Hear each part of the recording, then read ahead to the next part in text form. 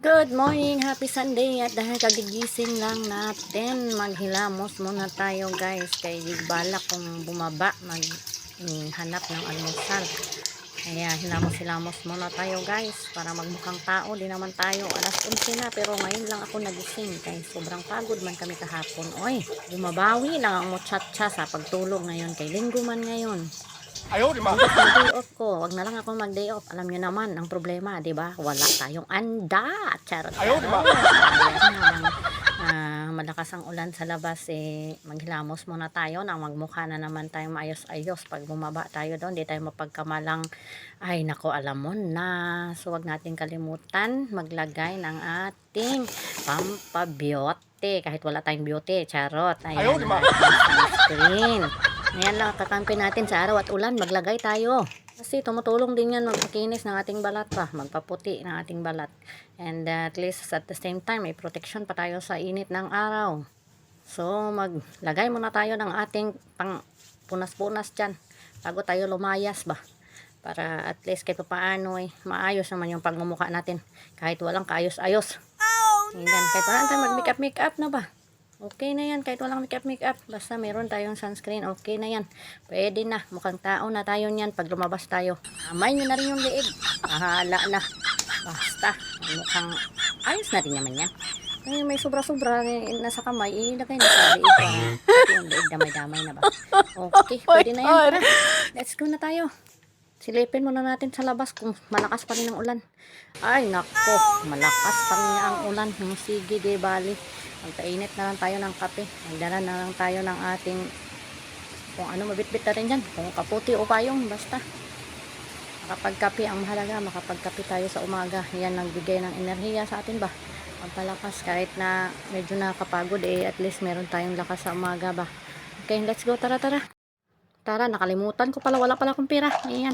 Ayaw, di ba? Bukas muna tayo ng ating baul dyan na pinakaingat-ingatan ko tong alkansya na to. Magbukas muna tayo kahit 5 lang. Hanap tayo ng ating pambili ng pagkain ba. Ay, nako. Sinong mga relate dyan? Relate ng mga OFW dyan. Oy, pag wala tagang pera, magbukas ng alkansya. Buti na lang talaga, meron tayong alkansya. Kaya dapat tandaan natin kapag may isniksik tayo dyan. May madudukot tayo pag walang-wala na talaga tayo. Kahit pambili ng kape, wala. So, yan. Magdukot muna ako kahit 5 lang dito. Tingnan natin kung may madudukot ba tayo dito. Kung magkano yung madudukot natin. Oh, tigdudos lang ata yung nadukot ko.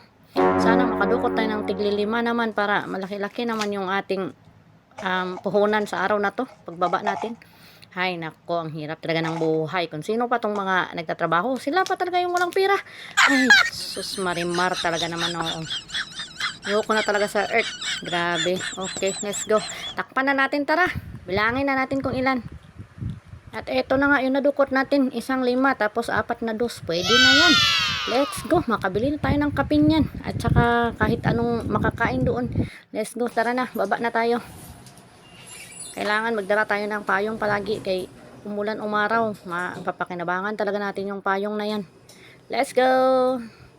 Baba na tayo ng lift. And ay nako, mag-relax muna tayo dito sa lift. Okay, sa 8th floor man tayo. Kaya baba na. Dito nga ako kumain. Mas mura-mura kasi dito. At saka hindi ka mapapamura sa lasa ng pagkain. Masarap. Ito lang yung kaya ng ating budget. Ito lang ang kinabili, idli. Isang order na idli at kape. Okay. And ito na. Kahit na ito lang ang puhunan ko sulit naman Talagang $4.30. Busog na ang muchacha. Kaya tara, uwian na. Busog na. $4.30. Marami pang sobra sa aking $13. Okay! Uwi na muna tayo, matulog ulit. Ano tayong gagawin? Okay, let's go. Sleep again. Good night, guys. Ayaw, di ba?